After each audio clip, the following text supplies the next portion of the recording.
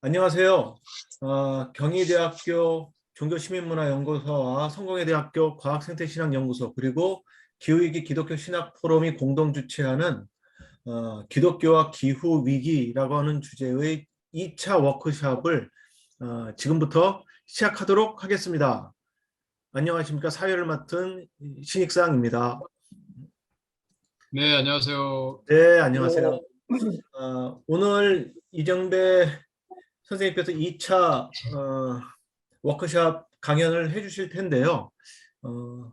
이번에는 10계명, 새로운 10계명을 말하다라고 하는 주제로 말씀을 해주시겠습니다. 지구위기 시대의 기독교, 단지 기후위기가 아니라 지구위기다라고 표현을 해주셨어요. 지구위기 시대의 기독교, 새로운 10계명을 말하다. 이 주제를 가지고 말씀을 해주시겠습니다. 이정배 교수님을 다시 한번 소개해드리면 전 감리교 신학대학교 교수님이시고요. 지금은 현장 아카데미 소장님이시고 저희 기후위기 기독교 신학포럼의 공동대표이시기도 합니다. 한 50분에서 1시간 정도 이정배 선생님의 말씀을 듣고요. 그 뒤로 한 30분 정도 종합적으로 토론을 하는 시간을 갖도록 하겠습니다. 네, 그럼 이정배 선생님 나오실 때 큰 박수로 환영해 주시기 바랍니다. 네, 고맙습니다. 네, 이렇게 또 오늘도 또 한번 기회를 주셔서 감사를 드리는데 경희대학교 선생님들은 소개를 받아도 제가 잘 모르죠. 우리 서동훈 박사님이나 잘 알고. 그런데 오늘 우리의 선생님인 민영진 박사님의 사모님이신 김명현 선생님도 오늘 깜짝 오늘 또 자리를 해주셨고, 그 다음에 우리 이한식 목사님, 아이고 또 얼마 전 장례 치르느라 고생하셨는데 또 나타나 주셨고 감사드리고, 멀리 의성에서 멋진 목회하는 또 이영 목사님, 그리고 우리 신선 선생님, 아주 훌륭하신 여성 신학자들이신데 오늘 같이 자리를 해주셨습니다. 그러니까 감사하는 마음으로 오늘 강의를 해보겠습니다. 사실 아까 이한식 목사님 말씀드렸지만은 지난주에 3일 동안 경희대학교 병원 그 장례식장에서 지냈습니다. 저를 신학교에 보내신 장기천 감독님 사모님이 돌아가셨고, 그 아들이 경희대학교 병원에서 지금 의사로 교수로 일하고 있어서 장기천 목사님과 그의 사모님 모든 분이 다 거기서 돌아가셨는데, 우리 이한식 목사님이 3일 동안 장례를 치느라고 고생을 하셨고, 저도 3일 동안 오랜만에 경희대학교 교정 안으로 들어가지는 못하고 병원에서 교정을 바라보면서 이렇게 많은 생각을 했던 그런 시간이 있었습니다.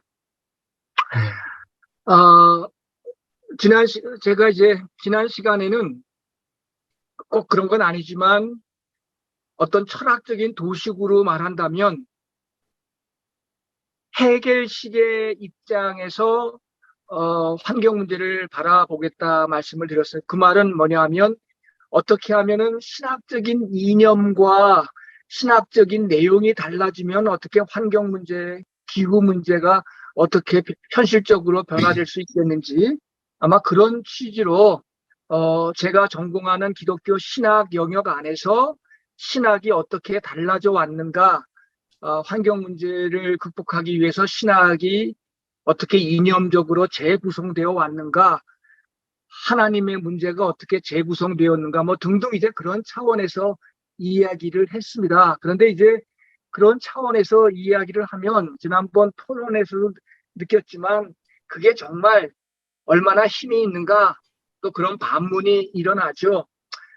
그렇지만 또 그러한 노력 없이는 또 신학이 한 발자국도 움직여지지 않으니까 신학의 이념이 어떻게 달라질 수 있는가, 기후 문제를 통해서 하는 이제 그런 관점에서 이야기를 드렸다면, 오늘은 반대로 오늘 우리들의 이 현실의 문제가 이 기후 붕괴, 하나밖에 없는 지구가 십자가에 달렸다, 이런 말까지 나오는 현실에서 이 기후 붕괴, 이 지구의 비상사태, 이런 현실이 신학을 얼마나 다르게 더 만들 수 있겠는가. 그래서 어떤 현실이 어떻게 생태계 문제를 달리 만들 수 있는 그런 계기가 될까.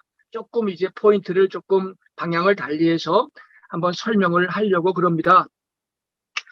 사실 전문 기상학자, 기후학자들에 따르면 인간이 할 수 있는 일이 없다라고 하는 비관적인 이야기를 합니다. 기후 문제는 우리가 소소히 뭐 비닐을 안 쓰고 적게 쓰고 바꿔 쓰고 뭐 그런 차원으로는 전혀 기후 문제를 바꿀 수 있는 현실이 아니다라고 하는 이야기들을 하지만 그럼에도 불구하고 우리들은 또 이런 이야기를 하지 않을 수 없었다 생각이 듭니다. 그래서 오늘 저는 이야기 시작을 코로나 바이러스 문제를 갖고 이야기를 시작하렵니다. 서방 국가에서는 여전히 음모론, 중국 연구실에서 생긴 어떤 유출된 바이러스 때문에 라고 하는 단서를 달아가면서 어떤 음모론을 가지고 오늘의 이 바이러스 문제를 살피는 시각도 있지만 뭐 사실인지 어떤지 모르겠습니다만 그러나 오늘 저는 그런 음모론 차원에서 코로나 바이러스를 보는 게 아니라 코로나 바이러스라고 하는 것은 결국 생명이 살 수 있는 서식지를 거듭 인간이 포획하고 탈취하고 그거를 잠식한 나머지 자기의 서식지를 잃어버린 바이러스가 또 다른 서식지를 찾아서 인간을 숙주 삼아 자신을 증가시키고 자신을 발전시키고 자신의 생존을 도모하는 그런 과정이 아니겠는가 생각합니다.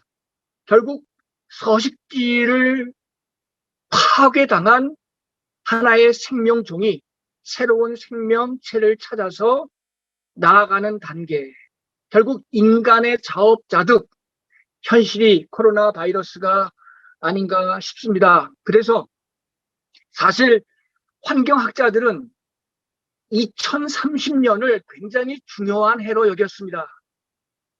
2030년까지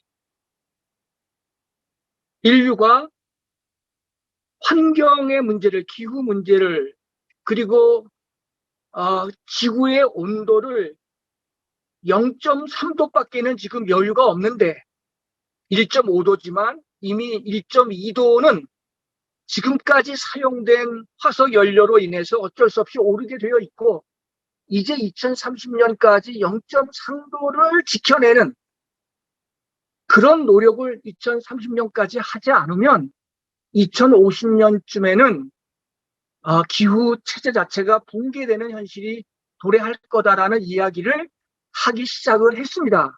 그래서 2030년이 굉장히 중요한 때다 하면서 2020년부터 2030년 이 10년이 정말 중요한 시점이다, 인류에게. 우리 인류가 이 시점을 어떻게 살아낼까에 따라서 우리의 미래가 있는 것 아닌가라고 그렇게 이야기하던 그 시점에 2019년, 2020년 코로나 바이러스가 터졌습니다. 그래서 이 코로나 바이러스로 인해서 몇백만 명이 죽었고 그리고 몇 억 명이 코로나 바이러스로 인해서 이렇게 힘든 상황이 되었고 지금 인류가 지금 인플레이션이니 그리고 뭐 등등 이유로 인해서 어쩌면 몇 개의 국가가 또 IMF 부도를 당할지도 모르고 가난한 사람들은 더없이 가난해질 수도 있고 빈부격차는 더 커지고 뭐 등등 앞으로 인류가 당할 경제적 환경적인 요인들이 여건들이 너무나 큰 현실이 아닌가 싶습니다. 이렇게 어마무시한 현실을 우리가 맞닥뜨려야 하는데 이 코로나 바이러스 19를 우리가 경험하는 방식이 너무나 좀 고통스러웠음에도 불구하고 안일하지 않았는가? 코로나 이전으로 돌아가는 것이 우리들의 답인 것처럼, 해결인 것처럼 그렇게 살아서는 아니 되는데, 사람들이 코로나에 대한 정직하고 철학적이고 조금 더 냉철한 사유를 하지 않고 코로나 바이러스를 너무 쉽게, 쉬운 건 아니겠지만 그 이전 상태로 돌아가는 것이 우리들의 문제 해결인 것처럼 여긴 것은 틀림이 없지 않는가 싶습니다.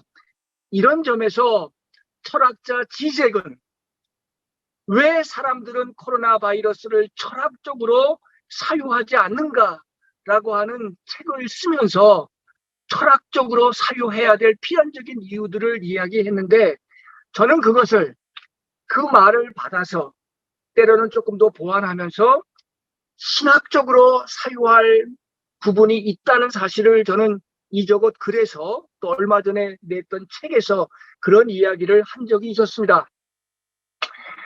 어떤 사람은 코로나 바이러스를 인류 문명을 위한 예언자다라고 하는 말로 코로나 바이러스의 출현 의미를 그렇게 이야기를 했습니다. 혹자는, 유명한 신학자는 코로나 바이러스는 악마적인 것이다, 뭐 이렇게 말하는 사람도 있지만, 왜?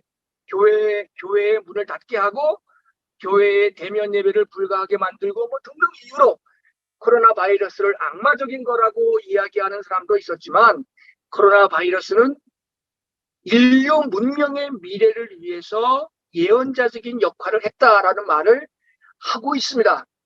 그 말 뜻은 그렇게 많은 사람이 죽었고 그렇게 많은 사람이 고통을 당했고 그 이후의 여파로 인해서 앞으로 얼마나 많은 사람들이 더 없이 고통을 당할 수도 있는데, 코로나 이전으로 돌아가는 것을 답으로 여긴다면 그것은 그들의 죽음을 너무나 헛되이 하는 것이고 우리의 희생을 너무 쉽게 간과하는 것이다.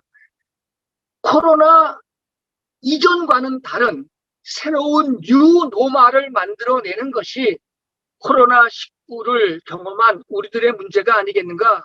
그래서 코로나19 바이러스는 결국 우리가 2030년까지 이 10년을 어떻게 살아야 하는가 하는 삶의 뉴노멀을 우리 인간에게 고민하고 그 문제를 해결하기 위해서 발버둥치게 만드는 어떠한 그런 계기로 삼아야 되지 않겠는가 하는 그런 얘기를 하고 싶습니다.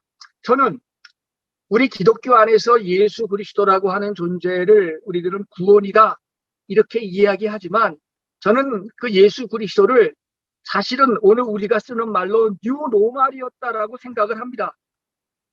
사실 예수 그리스도가 이 땅에 왔을 때 얼마나 세상은 그의 출현을 거부하고 방해하고 그의 출현을 막으려고 그랬습니까?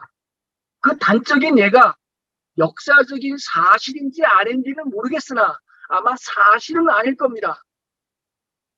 어린아이의 그 예수 또래의 어린아이들 수만 명을 그 당시의 왕이 죽였다는 이야기가 있을 정도로 어떻게 하는지 예수의 출현을, 새로운 뉴노멀의 출현을 막으려고 했던 그런 세력들이 있었지 않았는가. 우리가 쉽게 간과하고 있지만 뉴노멀 예수의 출현은 예수와 동시대에 태어난 수많은 어린아이들의 희생을 통해서 이 땅에 태어났다, 이 땅에 온 것이다. 우리가 그렇게 볼 수도 있지 않겠는가. 그것이 역사적인 사실인지 아닌지는 모르겠으나 아닐 확률이 더 많겠으나, 그러나 성서가 그렇게 있다면 그것은 수없는 희생과 그들의 고통 속에서 뉴노멀이 탄생한 것이다 라고 우리가 말할 수 있지 않겠는가 생각해보고 싶습니다. 그런 점에서 이 코로나19가 출현된 우리가 경험한 2030년까지의 이 10년이라고 하는 이 시간은 저희로서는 지적이 말했듯이 비상사태, 예외 상태에 우리가 그냥 종전처럼 그렇게 살아서는 아니 되는 그러한 현실임에는 틀림이 없는데 오늘 우리에게는 그런 각성이 많이 없는 것 같습니다. 그래서 어떻게 우리가 코로나19를 통해서 우리의 체제를, 우리가 지금까지 익숙하게 살아왔던 체제를, 익숙하게 노말이라고 여겨왔던 가치관을 어떻게 근본적으로 다르게 만들 수 있는 어떤 그런 계기가 만들어질 수 없겠는가? 그런 계기를 만들지 못한다면, 그런 뉴노멀을 갖고 앞으로 10년을 살겠다는 다짐이 없다면, 그런 가르침을 줄 수 있는 교회가 아니라면 그것은 이 땅에 존재할 이유가 과연 무엇이 있겠는가? 지금 사람들은 이렇게 말하죠. 가장 살기 좋은 홀로세 말기 이 지구가 지금 인류세를 넘어서 자본세로 넘어가고 있고 이 하나밖에 없는 지구가 지금 대종말을 맞이할 수도 있다라는 이야기를 하는 현실입니다. 그렇기에 저는 이 코로나19가 우리에게 알려주는 이 예언자적 가르침, 예언자적인 선포, 이거를 우리가 잘 생각해서 그것이 주는 의미를 생각해서 앞으로 우리들의 뉴노멀을 다르게 만들어 갈 수 있어야 되겠다라는 그런 취지로 그 뉴노멀이라고 하는 것이 기후 붕괴 현실을 어떻게 우리가 치유할 수 있겠는가? 결국은 자기의 서식지를 잃어버린 생명체가 자신의 삶을 유지하기 위해서 코로나가 번성하는 이러한 현실 속에서 결국은 그것은 기후 붕괴가 가중되었고 기후 붕괴는 결국은 자연 서식지를 탐했던 인간의 성장 욕구 그리고 인간이 끊임없이 요구하는 성장 이념들 이런 것 때문에 와진 거라고 한다면 오늘 우리는 코로나19가 기후 붕괴와 그리고 불평등의 문제와 전혀 무관치 않다. 이런 점에서 저는 오늘 오늘의 이 코로나 바이러스와 기후 붕괴의 문제를 보면서 저는 묵시적인 그런 하나의 차원을 생각하면서 저는 성서의 창세기 이야기를 먼저 떠올려 봤습니다. 성서에 지금까지 우리는 기독교라고 하면 출애굽 사건에서부터 기독교를 설명하고 기독교를 말하는 데에 익숙했습니다. 예수를 새로운 출애굽이라고 그렇게 이해하기도 하면서 구약과 신약의 관계를 그렇게 이해했지만 저는 여기에서 출애굽보다 훨씬 이전에 역사 이전의 역사인 지금까지 역사만 강조했던 지난 시간에 제 강의 내용이었죠.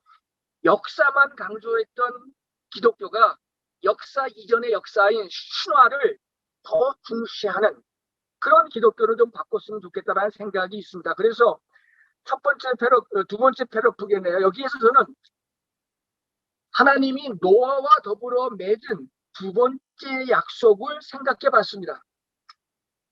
내가 처음 창조한 세상보다 더 큰 축복과 은혜를 인류에게 줄 터인데 그러려면 우리 두 가지 약속 좀 하자. 첫 번째는 사람들 눈에서 억울한 눈물을 흘리지 마라. 그러니까 인간과 인간 사이에서 형평성, 정의의 감각을 놓치지 마라. 그리고 동물을, 자연을 피채로 먹지 마라.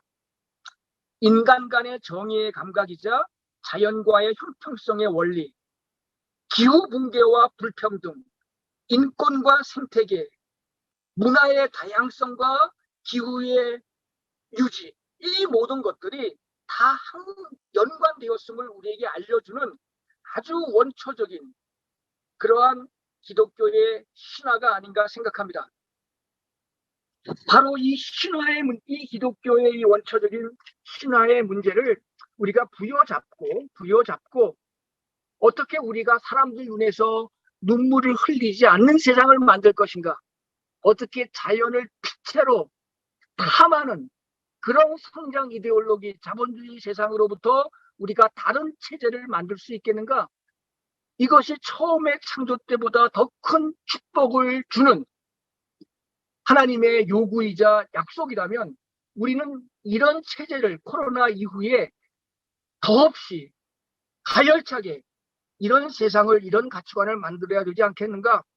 그런 점에서 저는 우리 기독교가 지금까지 한국 역사 속에서 선교 초기에는 우리 기독교는 이 민족의 개화를 위해서 애를 썼습니다. 일제 강점기에는 독립을 위해서 노력했습니다. 해방 이후에는 민주화, 통일을 위해서 애썼고 70년대 이후에는 성장이, 교회의 발전이 선교의 주제였다면 이제 한국교회는 문명 전환, 체제 변화, 오늘 우리가 새롭게 읽었던 창세기의 신화, 노아 이후의 하나님과 인간의 약속, 이 문제에 근거해서 어떻게 체제 전환, 문명의 전환을 만들 수 있겠는가? 여기에 기독교의 선교의 과제가 있다라고 생각합니다. 물론 세부적인 더 작은 주제가 있지만 오늘 기독교가 당면한 이런 창조 신화를 역사 이전의 역사로서 이런 근본적인 이해를 갖고 있는, 성서를 갖고 있는 기독교라면 오늘 코로나 이후 기후 붕괴, 불평등의 심화, 이런 현실에 직면한 오늘의 상황에서 적어도 기독교는 문명 전환, 체제 전환의 문제를 가장 큰 과제로 삼고 살아야 되지 않겠는가 하는 생각이 듭니다. 그런데 불행하게도 우리가 속한 개신교는 종교개혁의 3대 원리, 세계의 솔라의 개념을 가지고 사실은 기독교는 존재해 왔는데 그것이 근대를 넘어서 좋은 역할도 많이 했지만 이 개신교가 기계론적인 세계관과 자본주의와 짝하게 되면서 이 종교개혁이 갖고 있던 세계의 솔라 개념이 정말 타락을 해도 이렇게 타락할 줄은 몰랐습니다. 지금 자조 섞인 말로 사람들은 이렇게 말합니다.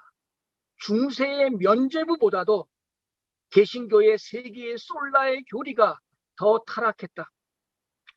오직 믿음은 자본주의 악행에 면죄부를 주었고 오직 은총은 자본의 행위를 하늘 축복이라고 가르쳤고 오직 성서는 이를 정당화하는 근거로 오남용되었다.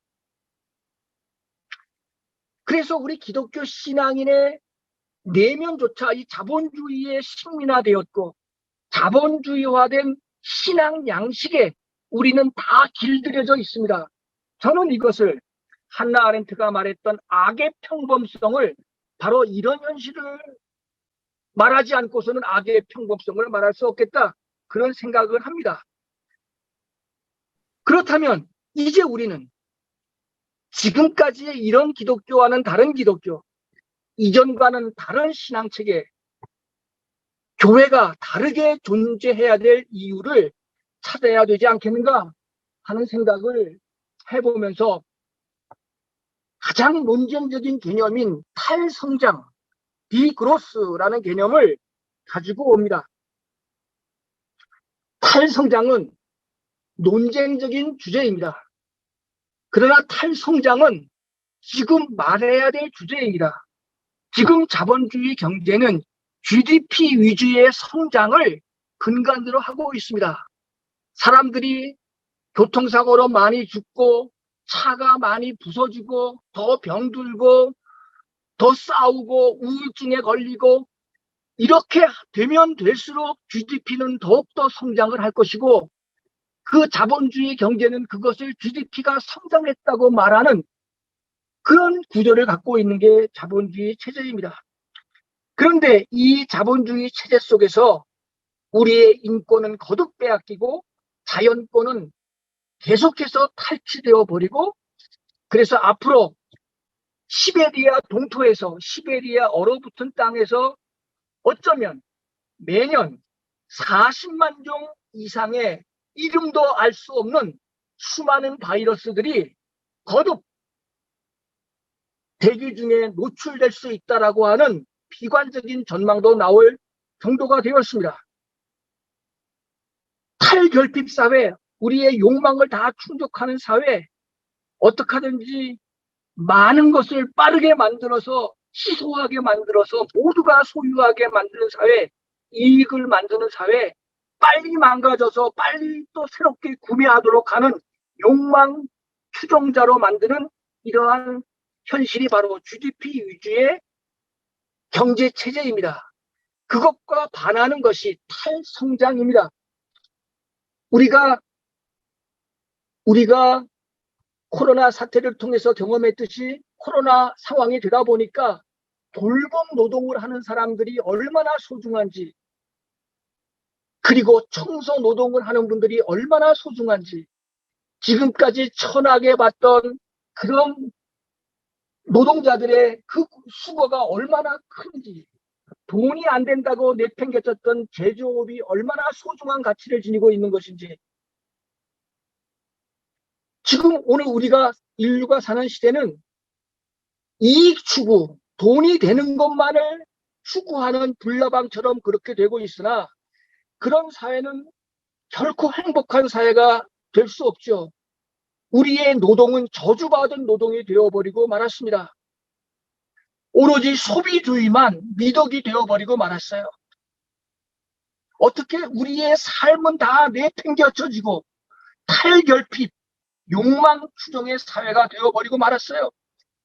그리고 이런 구조 속에서 저 아프리카의 가난한 나라 사람들이 1세계 사람들로부터 빌린 돈을 다 갚고도 빌린 돈 이상의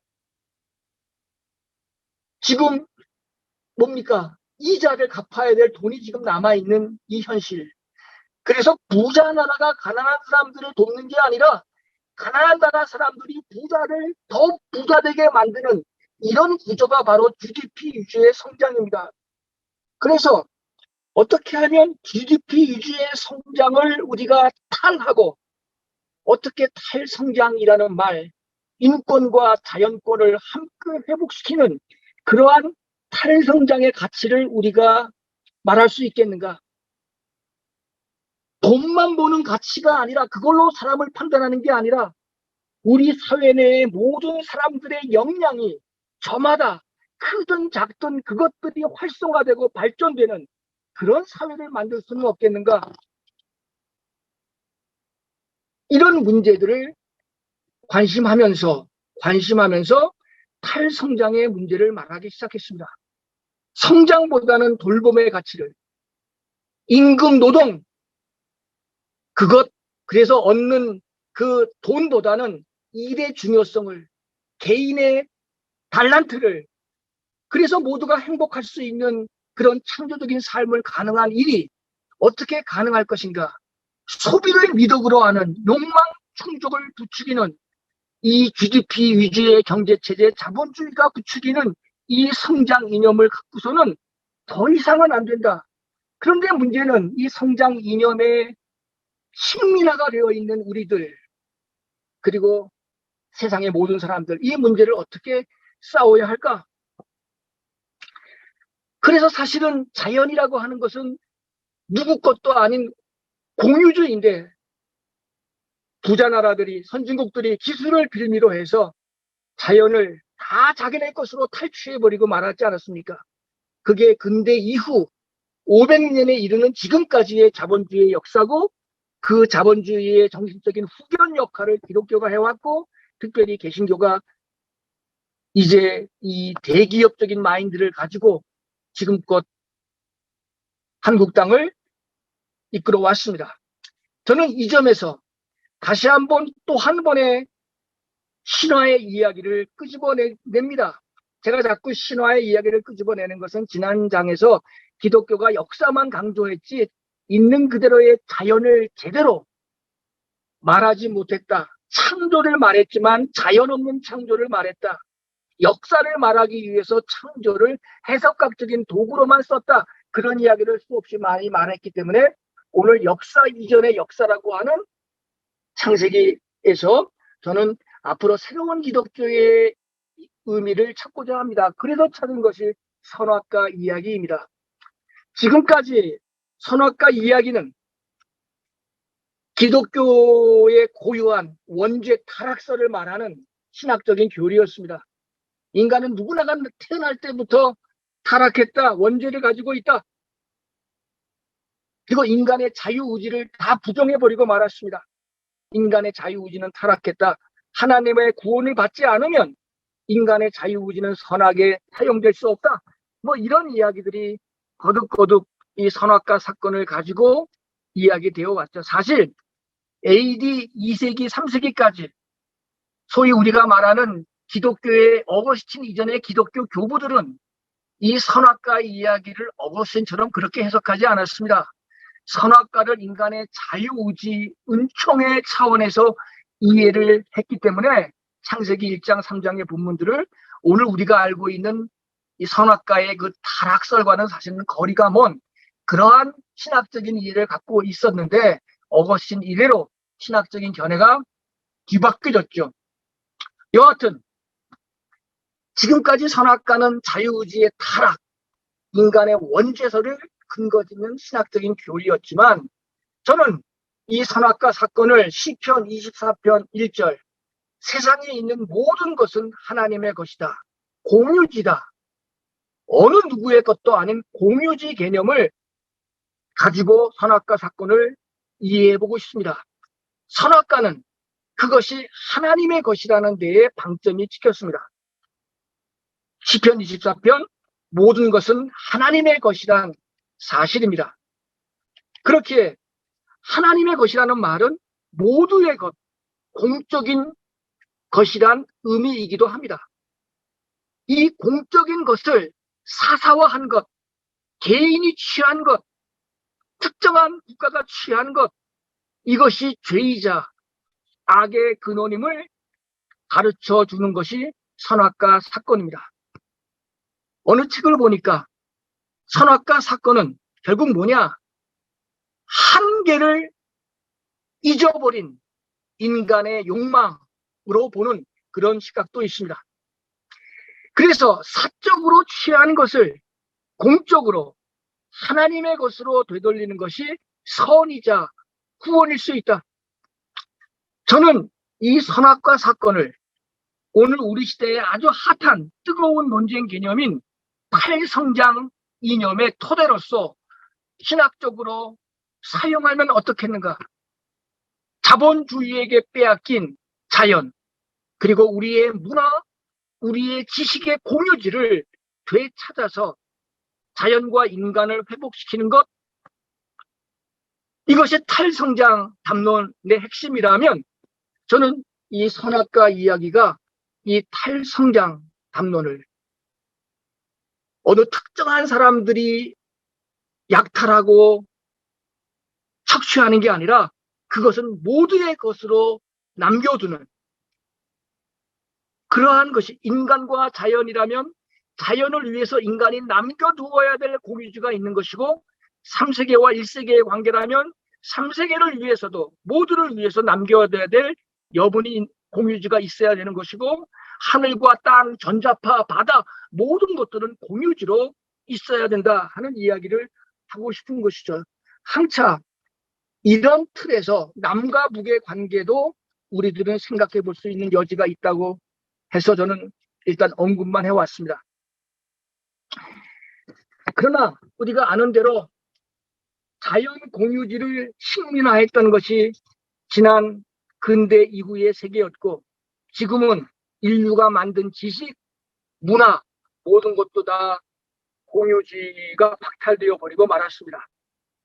우리가 기후 붕괴를 위해서 그린 뉴딜을 말하면서 재생에너지를 쓴다 하더라도 재생에너지를 쓰기 위해서 필요한 기본적인 물질들은 여전히 제3세계 그들 땅에서부터 제1세계의 기술로 가공되어서 사용될 수밖에 없기 때문에 이 재생에너지를 가지고 환경위기가 기후붕괴가 해결되는 것이 아니라 이 재생에너지를 가지고 여전히 성장 이념에 매몰되어 있으면 오히려 더 많은 에너지를 사용할 수밖에 없고 더 많은 제3세계의 자원을 착취할 수밖에 없는 구조 속에 있습니다. 그래서 오늘 우리가 기후붕괴와 코로나 재난의 시기 앞에서 오늘 우리가 이 지구적 차원의 비상사태, 예외상태, 지적의 핵심 개념이죠. 이런 이야기를 지금 할 때가 아닌가. 적어도 우리가 코로나를, 기후붕괴를 철학적으로, 신학적으로, 근본적으로 사유하려고 할 때는 적어도 이게 비상치제다. 그냥 안일하게 이야기만 하는 게 아니라 적어도 이러한 차원이 있어야 되지 않겠는가. 그래서 이번 대선에 기본소득이라는 개념이 핫 이슈가 된 것도 사실은 코로나 바이러스가 우리 인류에게 선사한 또 하나의 어떤 은총입니다. 왜? 지금까지 이 기본소득은 종래의 복지지도와는 다르게 이 기본소득은 공유지 개념을 근거로 해서 나올 수 있는 개념이기 때문에 그렇습니다. 코로나 바이러스가 지금까지 수면에 잠겨있던 기본소득 개념을 수면 위로 드러나게 해주었습니다. 그리고 이번 또 코로나 바이러스가 1세계, 3세계의 불평등 문제 때문에 제3세계의 부채를 탕감하라, 이런 명령을 세상에 하게 됐습니다. 여전히 제3세계가 제1세계의 빚을 다 갚고도 빚 이상의 부채를 지고 있는 이러한 현실 구조 속에서는 기후붕괴 문제, 불평등의 문제 해결될 수 있는 여지가 없다. 제1세계를 향해서 부채 탕감의 요구가 이번에 아주 강렬하게 또 등장되기도 했죠. 이게 다 이 비상사태, 예외상태, 오늘의 현실에서 나올 수 있는 이야기가 아닌가 싶어서 이런 이야기가 나온 것을 우리는 다행으로 여길 필요가 있습니다. 어떻게 GDP 위주의 성장 이념을 우리가 떠나서 우리가 지금을 전시체제, 예외체제로 우리가 인정을 한다면 어떻게 우리가 이 체제 전환을 위한 용기를 우리가 낼 수 있겠는가? 사실 체제 전환이라고 하는 이걸 이루어내지 못하면 사실은 기후붕괴 문제는 그렇게 희망이 없다. 기술을 가지고, 환경 우호적인 기술을 가지고 문제를 해결해 보려고 하는 대표적인 사람이 빌 게이츠 같은 사람들인데 그걸로는 안 된다라고 하는 것 이미 판명이 났고, 녹색 성장 허구라는 말도 이미 다 입증이 됐습니다. 이런 상황에서 역설적이지만 지금이야말로 종교의 역할이 절실하게 필요할 때가 아닌가. 사실 한 개인으로서의 역할은 아무 의미가 없는 이 거대한 흐름 앞에서 참 무의미한 일이지만, 그러나 방주를 준비했던 노아가 지녔던 예지, 그래서 어떤 사람은 이 이야기를 가지고 100만 명의 노아, 100만 척의 방주라고 하는 그런 화두를 갖고 글을 쓴 사람도 있습니다. 오늘 우리 모두가 100만 명의 노아가 되고 또 노아가 준비했던 100만 척의 방주를 각각의 처소에서 우리가 만들어낸다면 결국 이거는 우리가 어떤 체제의 전환을 위한 어떤 그런 길로 나선다면 우리가 지구적인 주체로 창조신화가 말하듯 지구적인 주체로서 우리가 자의식을 가질 수 있다면, 그것을 종교가 뒷받침해 줄 수 있다면 이제 종교의 역할이 오히려 역설적으로 이런 때 드러나는 것이 아닌가. 제가 이제 기독교를 이해하면서 기독교가 지구 생태계를 제일 많이 망가뜨렸지만 제일 많이 망가뜨려 본 사람이 제일 고치기도 잘하는 법이다라는 이야기를 이웃 종교인들과 더불어 대화할 때 그런 말을 합니다. 이웃 종교인들은 뭐 기독교를 향해서 생태 파괴의 주범이라고 그렇게 늘상 말해왔기 때문에 그런 비판을 겸허히 들으면서도 그러나 망가뜨려 본 사람이 고치기도 잘하는 법이다, 그렇게 말하면서 이해하는데, 이젠 우리 기독교가 이 문명 전환, 체제 전환, 이것을 이 시대의 선교의 과제로 말하지 않으면 안 될 시대가 되었다. 아시는 대로 오늘 우리 주변에는 멸종말랑이라는 국제환경단체의 활동들이 일어나고 있습니다. 일종의 묵시의식을 갖고 세상에 저항하는 단체입니다. 그런데 이런 상황에서 내세적인 천국신앙을 가지고 이 세상을 살다가 이 세상에서 자본주의 방식으로 그것을 하나님의 은총으로 알고 살다가 또 하나님의 축복을 받아 천국에 가는 신앙, 그리고 이것은 이제 이 지구가 망가졌으니 다른 위성으로 지구 탈출을 꿈꾸는 과학자들처럼, 이들은 동전의 앞면처럼 똑같은 사람들이죠. 종교인들, 천국신앙을 지닌 종교인들, 지구 탈출을 꿈꾸는 과학자들, 이들은 멸종 반란을 이끄는 환경단체의 시각에서 본다면 반지구적인 주체 존재들입니다.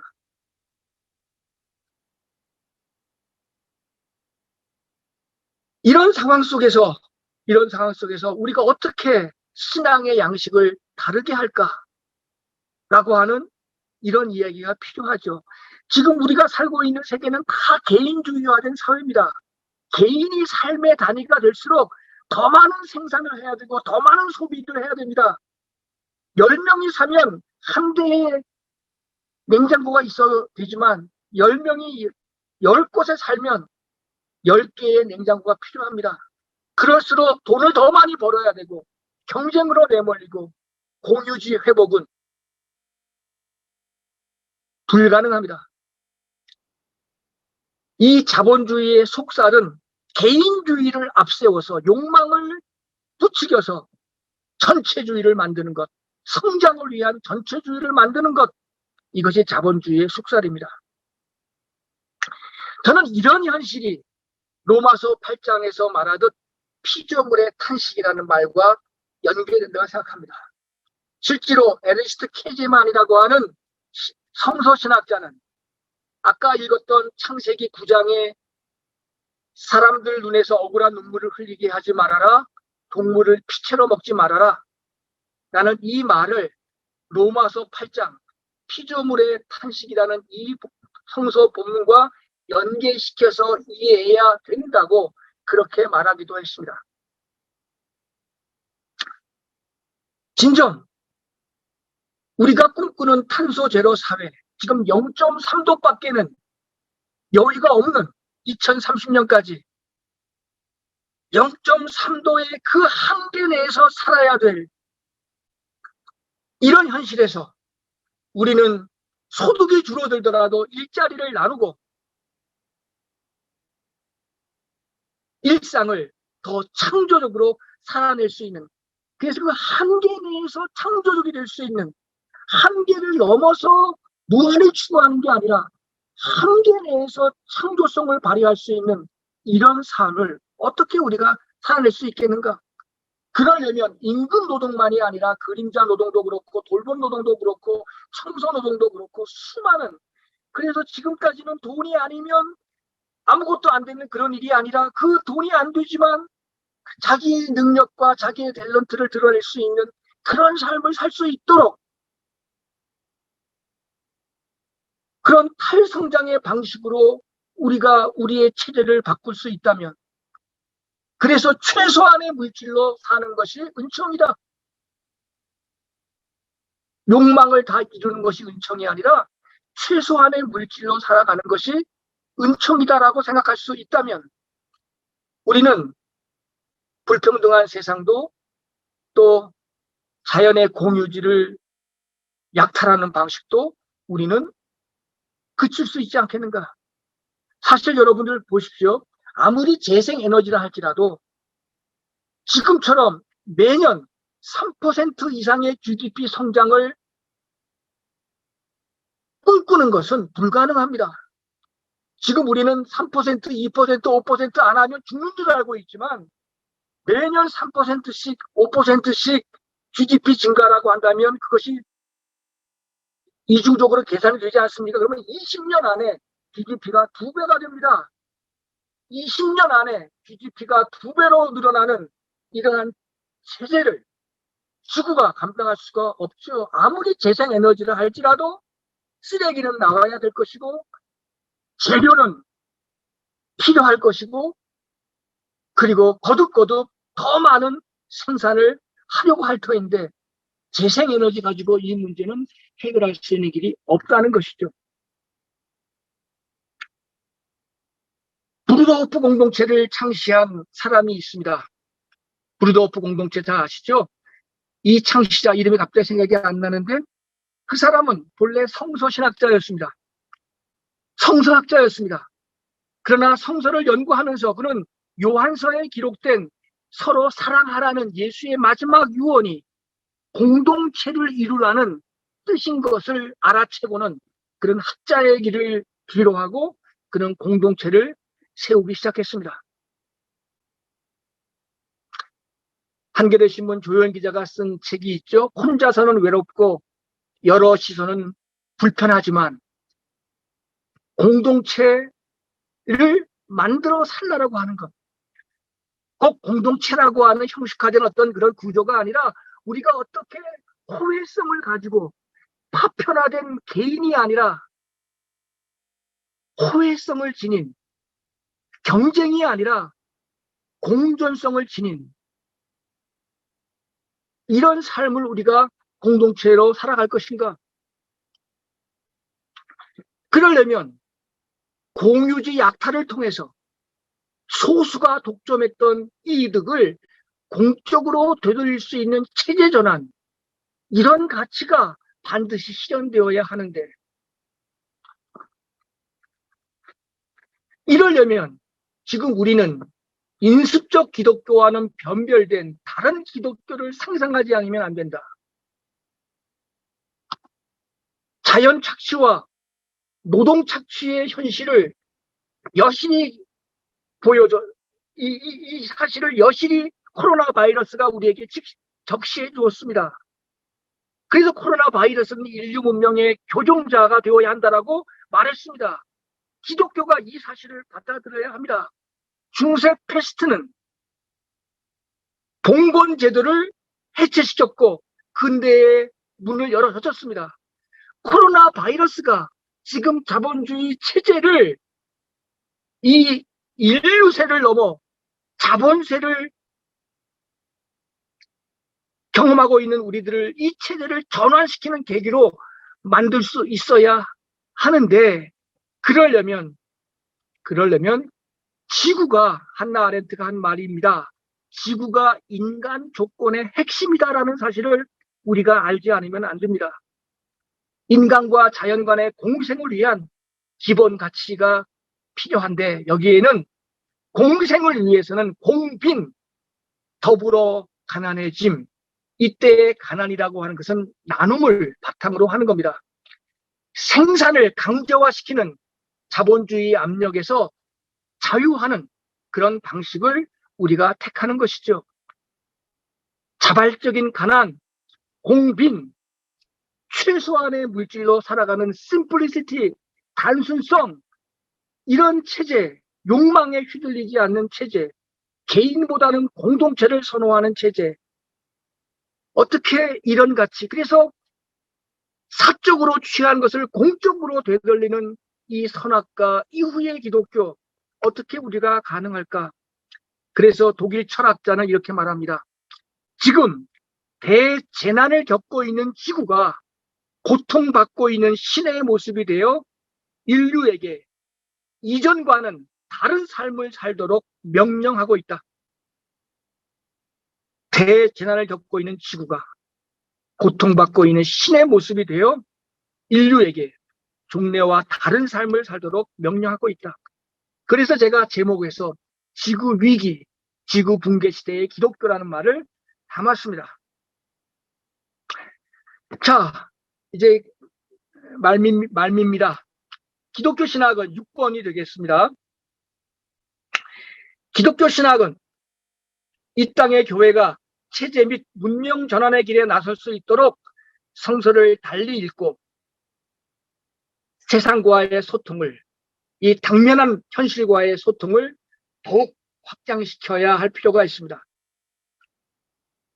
불평등과 기후붕괴, 그리고 변종 바이러스의 확산, 이것은 분명 묵시적인 현실입니다. 전시적인 비상사태 2030년까지 그런 현실에 직면해 있습니다. 그렇다면 성서 속에서 우리는 뉴노멀을 찾을 수 있겠는지, 예수가 만약 2000년 전에 뉴노멀로 왔다면 오늘 우리도 뉴노멀을 찾아야 합니다. 뉴노멀을 찾기 위해서 저는 지금까지 기독교가 구약과 신약을 연결시키는 방식들에 대해서 조금 다른 생각을 해야 할 때가 되었다고 봅니다.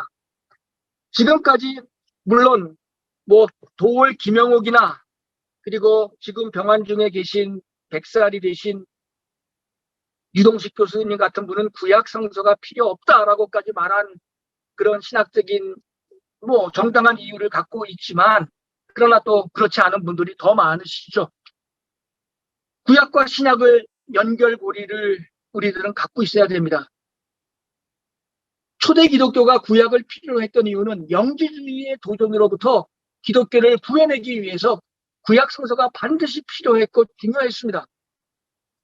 그래서 연결고리들을 하는데 어떤 분은 소위 제2 이사야서의 고난받는 종을 십자가에 달린 예수의 고통과 연결시켜서 이해하는, 이것이 우리 한국 기독교의 대세죠. 또 어떤 분은 구약의 모세를 신약의 예수처럼 그렇게 이해하는 사람도 있고, 또 무신론적인 철학자이자 신학자라고도 말할 수 있는 지적 같은 사람은 구약 성서의 욥을 성서의 예수와 같이 보는 무신론자를 위한 기독교죠. 그렇게 보는 시도도 하고 있습니다. 어느 건 옳고 어느 건 틀리다 말할 수 없고 다 일리가 있는 그런 대목이고, 한국 교회는 제2 이사야서의 고난받는 종을 가지고 십자가에 달린 예수의 구속주를 연결시키는 것이 신구약 성서를 연결시키는 지금까지의 주된 방식이었습니다. 저는 이것들을 부정한다는 차원이 아니라 이런 전시체제, 비상체제, 2030년까지의 이 현실 앞에서 저는 창세기 9장에서 말하는 보편 약속, 사람들 눈에서 억울한 눈물을 흘리지 말 것, 동물을 피채로 먹지 말 것, 이거를 뉴노멀로 수용하여 이를 산상수훈 속에 하나님 나라 사상은 물론 바울이 말한 피조물을 위한 큰 약속, 이것과 연계시켜서 우리가 신구약 성서의 이런 틀을 가지고 전혀 다른 기독교를 이 세상에 구체화시키면 어떨까? 죄의식을 앞세운 교회 중심적인 기독교 대신에 은총 감각을 우선하고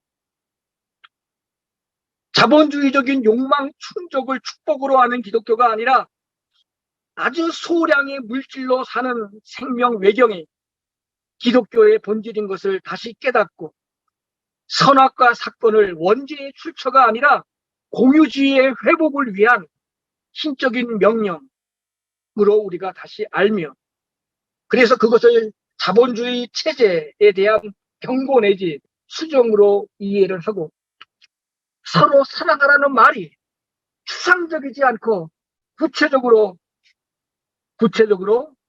호혜적인 관계를 이루며 살라.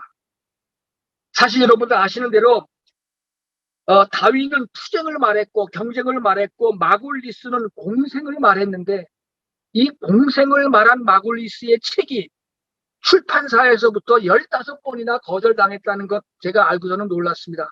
그만큼 투쟁의 담론이 서구 사회를 지난 500년 동안 지배해 왔기 때문에 이 생물체 안에서 투쟁이 아니라 공생임을 밝히는 마글리스의 이 작업이 출판사에서 15번이나 투자를 받았다고 하는 그런 기록을 보면서 이 투쟁으로부터 공생의 길, 서로 사랑하라. 서로 사랑이라고 하는 것은 구체적인 한계 상황 속에서만 뛰쳐나올 수 있는 창조성의 발현이 아니겠는가? 우리가 어떻게 이런 삶을 우리가 가능할 수 있겠는가 하는 이야기를 저는 이야기를 하면서 오늘 신구약 성서를 연결하는 새로운 방식을 이렇게 한번 제안해 보고 싶습니다. 그래서 피조물을 위해서 큰 약속이 되는 복음의 정치학을 우리가 어떻게 이뤄낼까 생각하면서 10개의 다 비슷비슷합니다만은 더 좋은 십계명을 앞으로도 만들어야 되겠습니다만은 그러나 10이라고 하는 숫자를 채우기 위해서 제 나름대로 이렇게 이야기를 했는데 한번 읽어보고 오늘 강의를 마치는 것으로 하겠습니다. 첫째,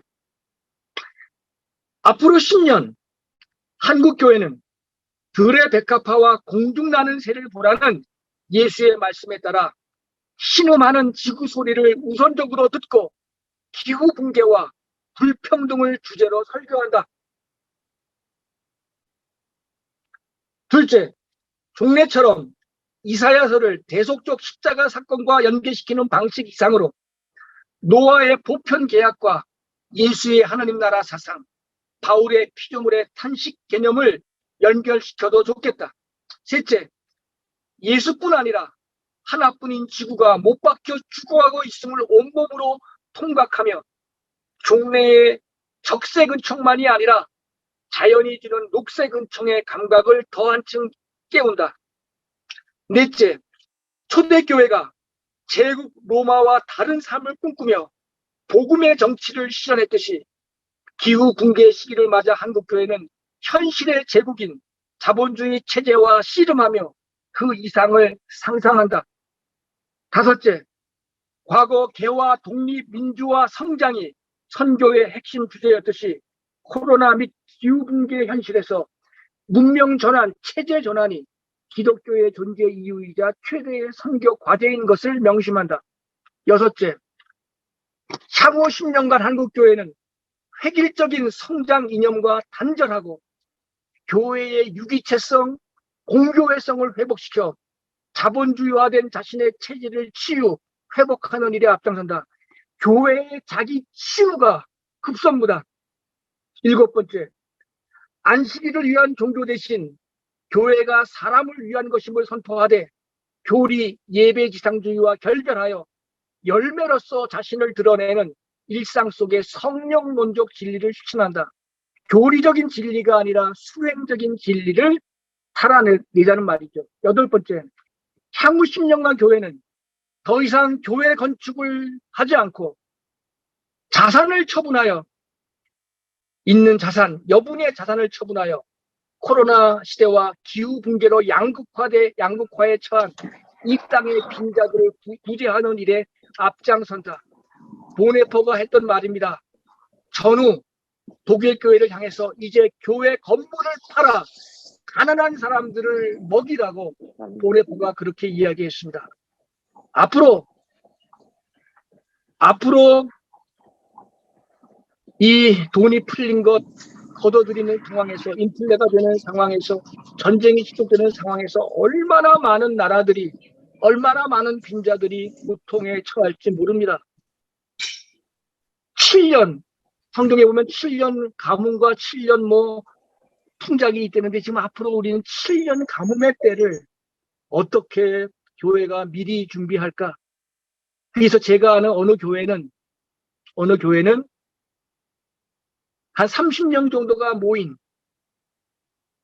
전세 교회인데 그 교인들이 어려우니까 전세 자금을 빼서 교인들에게 기본소득을 나누어 준 그런 목사님이 있죠. 그렇게 하는 교회가 있습니다. 여덟 번째, 아홉 번째, 최소한의 물질로 사는 것을 하나님의 명령으로 알고 문명 전환을 위한 공생공빈의 공동체적인 삶을 교회에서 우선적으로 한번 살아내보자. 열 번째, 문명 및 체제 전환을 위해 교회는 세상 정치를 감시 비판할 것인가 사실적 종말, 묵시적 현상에 옳게 대처하지 못할 경우 복음의 정치학의 이름으로 우리는 세상에 저항을 해야 옳습니다. 시민 불복종과 같은 것. 만약에 교회가 이런 일을 하지 않는다면 교회 불복종 운동도 반드시 일어날 것이라고 저는 믿습니다. 멸종 반란과 같은 시민단체에 참여하여 지구를 구하는 일에 교회가 앞장선다면 교회에게 다시 미래는 생길 수 있을 것이다. 그렇게 생각합니다. 아이고, 이상입니다. 네, 감사합니다. 시간도 정확하게 1시간을 맞춰서 해주셔서 저희들이 이후 시간을 또 알차게 질의응답과 더 심화된 토론으로 보낼 수 있을 것 같습니다. 이런 작업이 사실 기독교 신학 쪽에서는 기독교 신학을 잘 모르시는 분들도 그렇습니다만 기독교 신학에서는 좀 이런 작업이 한국 사회에서 충분히 안 된 상황인데 이런 작업을 해주셔서 이후 후학들에게 보탬이 될 수 있도록 그 뒤를 이어나갈 수 있도록 물꼬를 터주신 것에 대해서 일단 신학자로서 감사를 드리고요. 지금 말씀해 주신 내용은 핵심이 뉴노멀과 체제 전환일 것 같습니다. 사회적인 어떤 이슈로서 교회가 받아들일 핵심적인 내용으로 두 가지를 핵심으로 잡으신 것 같고요. 또 하나 중요하게 봐야 될 것은 이것을 해결하기 위해서 역사화된 역사에 대한 비판을 실행하셔서 역사를 신화화시켜서 자연과 분리시킨 그런 역사를 비판하시고 다시 자연을 긍정적으로 보는 역사가 자연 안에 있는 것이라고 하는 것을 회복하는 것으로서 새롭게 기독교 신앙이 거듭나야 할 것을 지적하시면서 창조신앙이라고 하는 것을 재해석하는 방식을 택해 주셨습니다. 그중에서 제가 가장 와닿았던 것은 선악과에 대한 이야기. 이것을 그 이전에는 근데 계몽주의 시대에서는 이성과 관련해서 얘기하기도 했고 그 이전에는 단지 인간의 타락으로 얘기하기도 했었는데 이정배 선생님께서는 이걸 어떻게 풀으셨냐면 공공재의 사사화로 지적하시고 그래서 체제 전환을 말씀하시는 데 있어서 공유지 개념, 카먼즈의 개념을 특별히 더 강조해 주실 수 있었던 것 같습니다. 그렇게 연결시키셔서요. 이것도 굉장히 기후위기 시대에 흥미로운 해석이라고 생각이 됩니다. 그 외에도 굉장히 많은 것을 말씀해 주시고 이것에 맞추어서 10계명까지 쭉 말씀해 주셨는데요. 이 내용에 관해서 내용을 더 심화시켜서 이해하고 싶다라든지 아니면 이 부분은 나는 좀 더 궁금하다라든지 아니면 이정배 선생님의 견해를 들으니 저의 생각은 이렇습니다. 이런 말씀이시든지 어떤 것이든 좋습니다. 이 내용을 심화하기 위해서 어떤 것이든 말씀해 주시면 감사하겠습니다.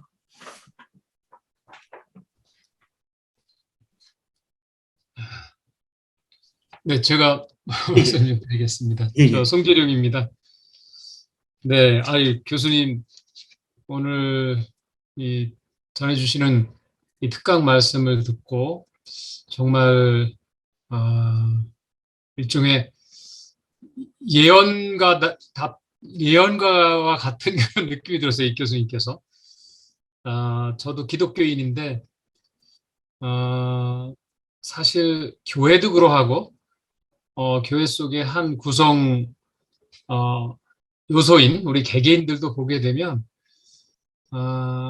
과연 이 세상을 창조하고 이 세상 만물, 인간을 포함하고 우리가 알든 모르든 간에 모든 것들을 위해서 큰 어떤 디자인의 뜻이 계셨을 거라고 생각하는 그 신의 뜻에 우리가 정말 너무나 멀게 우리 스스로가 소외된 채 우리 스스로가 절연된 채로 살아왔다라고 하는 것을 이 문명 전환의 긴급한 요청이 이루어지는 이 시대 속에 살고 있는 우리가 느끼게 되는데 아마 이 교수님께서는 그동안에 오랫동안 이 뜻과 이 새로운 전환을 말씀하셨는데 오늘 굉장히 그 감명으로 와닿는 그런 메시지를 전해주셨어요. 그래서 너무 큰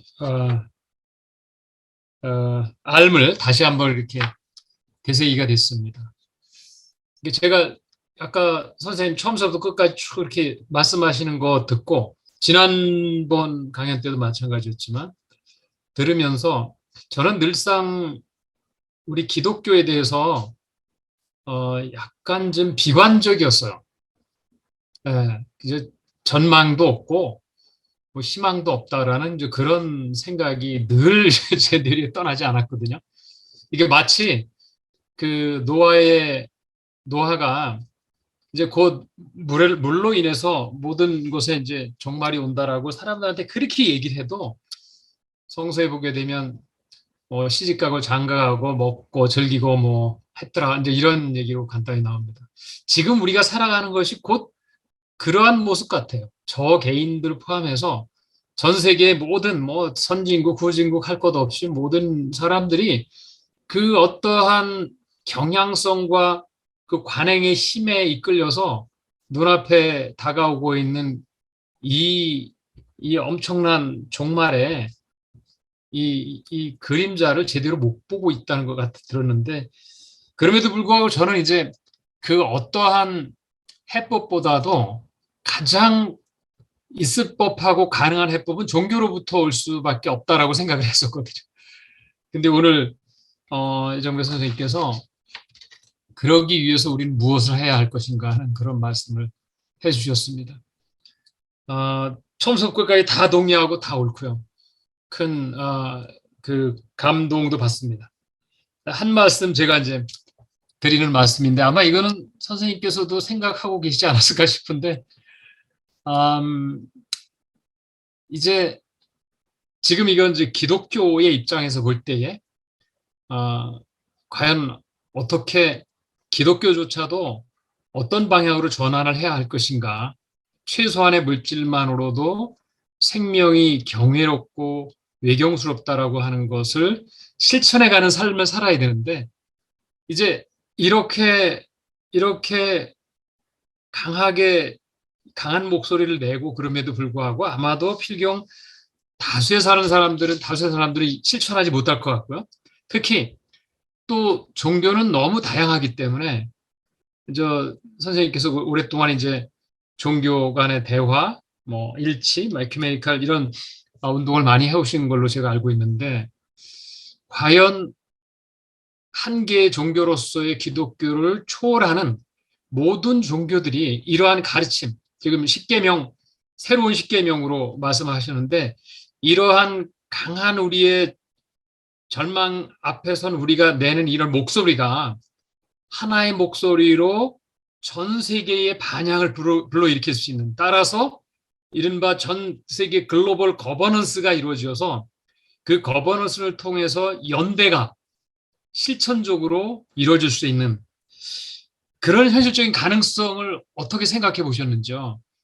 현실 세계 속에서 현실 세계 속에서 과연 그것이 어떻게 이루어져야 되는지에 대해서 어떤 식으로 생각을 하셨는지 오늘의 이러한 새로운 계명의 목소리들이 정말 실질적으로 전 세계 글로벌 거버넌스로 연결되어지고 그것이 연대의 힘으로 나타날 수 있는 어떤 그런 실천적인 측면에 있어서는 어떤 생각을 하셨는지 선생님의 말씀을 꼭 듣고 싶었습니다.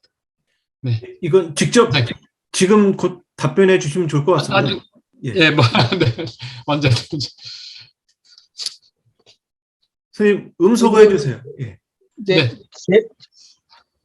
어려운 말씀이라서 다른 질문 한두 개 더 듣고 생각하면서 선생님 말씀 제일 마지막에 고민하면서 답하겠습니다. 먼저 한두 개 질문 더 해주시면 한꺼번에 이야기하겠습니다. 너무 핵심 질문이신데 어떤 답을 드려야 될지 지금 저도 머릿속이 막 그렇습니다. 그래서 생각할 네. 시간을 좀 주십시오. 네. 네, 다른 질문 또 네, 하겠습니다. 그러면 한 두세 개 정도의 질문을 더 모아서 듣고 한 묶음으로 말씀을 듣는 것으로 그렇게 진행해 보도록 하겠습니다. 또 다른 분 질문 있으신가요? 의견도 좋습니다. 예, 김종만 선생님. 네, 교수님 안녕하세요. 네. 경희대 김용만입니다. 지난 1차 세미나와 더불어서 너무나 좋은 강연 잘 들었습니다. 저는 첫 번째 교수님께서 말씀하신 것 중에서 선악과 사건을 공동의 개념으로 이해하고, 이거는 이미 1970, 80년대 한국의 민중신학이라고 하는 안병무, 서남동 선생님으로 특히 이제 안병무 선생님께서 선악과 사건을 공공성, 그러니까 일부 권력의 독점을 그러니까 사사화하는 거, 그런 게 이제 선악과 사건으로 이해를 하면서 선악과 사건을 이제 영적인 것에 대한 찬탈, 이런 방식으로 설명을 하셨거든요. 이미 30년 이렇게 설명을 하셨는데, 그거를 이제 안병무 선생님은 동양사상의 기, 그리고 민중이라는 개념과 이제 같은 맥락으로 설명을 하고 계십니다. 이미 그런 이야기를 하면서 이거가 이제 그 생태 공동체와 이제 특별히 관련이 있다라고 생각이 들기도 하고요. 지금 이미 민중신학에서 선악과 사건을 공공성 개념으로 이야기를 했는데, 지금 교수님께서 새롭게 지금 이 문제를 다시 제기한 이유, 그리고 이것이 지금 우리 신학계에서 공동신학이 있지 않습니까? 공동신학과 어떤 연관성이 있는지 그거를 좀 말씀해 주시면 좋겠고요. 또 한 가지는 이제 종교사회학자 우스노우 로버트 우스노우라는 사람이 있는데요. 이분은 이제 기존의 이제 종교가 새롭게 발견되는 것은 제도 종교로서의 종교보다는 예상치 못한 장소, 그래서 영어로는 unexpected places라고 표현을 하고 있거든요. 그러니까 기존의 이제 제도 종교로서의 종교적 기능이 어느 정도 이제 굉장히 많이 상실됐다, 이런 의미로 보이거든요. 그래서 이제 종교라는 것이 실제로는 이제 지금 교수님께서 논의하신 이런 쟁점들이 이제 기독교라고 하는 제도 종교 안에서의 새로운 이제 신학적으로 조명하고 새로운 문명 전환을 통해서 새로운 이제 실천하러 나아가자는 이런 건데, 저는 이런 것들이 하나의 어떤 제도 종교에서 하는 게 지금 현실적으로 얼마만큼의 시너지 효과가 있겠는가, 여기에 대해서는 굉장히 좀 의문점이 사실이 들어요. 그래서 이 우스노우의 주장을 좀 끌고 오면, 종교라는 것이 예상치 못한 것에서 굉장히 많이 이제 기능을 할 수 있다고 생각합니다. 특히 저는 이제 종교가 이제 미디어와 연관이 되어야 된다고 생각합니다. 예전에도 보면 미국에서 복음주의와 근본주의라는 복음주의와 근본주의를 이제 텔레비전과 연관시키는 텔레반젤리즘이라고 하는 이런 복음주의, 근본주의 세력들이 TV를 통해 가지고 이제 기독교 성장에 굉장히 큰 영향을 끼쳤고, 그리고 이제 아시다시피 한국에도 극동방송에 김정한 목사님이라는 이런 분들이 이제 군사 정권과 이제 결탁을 하면서 TV를 통해 가지고 굉장히 많은 이제 한국 교회의 성장하는 데 영향을 끼쳤다는 말씀. 그래서 이제 지금은 이런 제도 종교보다는 종교가 발견될 수 있는 곳이, 그리고 종교가 새롭게 생산되고 소비되고 유통되는 것이 오히려 제도 종교보다는 미디어 속에서의 종교성을 찾는 게 오히려 더 낫지 않을까 싶어요. 미디어가 굉장히 중요한 역할을 한다고 생각하고, 저희 경희대학교에서 지금 하고 있는 종교 거버넌스라는 이 문제도 미디어를 통해서 새롭게 조명할 수 있다는 생각이 듭니다. 이런 제도 종교를 떠나가지고 새롭게 종교를 발견할 수 있는 다른 어떤 요소가 있구나. 왜냐하면 지금 이런 논의들이 굉장히 이제 문명 전환을 위해서 필요한 논의들이긴 하지만, 예를 들면 종교 바깥에 있는 사람들이 그만큼 이거에 대한 인식을 가지고 여기에 동의를 해줄까. 그러니까 기독교에서만 소통할 수 있는 신학과 기독교 문법으로 가지고는 일반 사람들에게 동감을 해주기가 굉장히 힘들다는 생각이 들 수가 있거든요. 굉장히 중요한 생태 문제거든요. 그거에 대해서 기독교 문법을 좀 초월 해서 좀 커먼한 랭귀지를 통해 가지고 뭐 할 수 있는, 여기에 대해서 의견이 있으신지 궁금합니다. 예, 고맙습니다. 예. 예, 한두 분 정도 더 받도록 하겠습니다.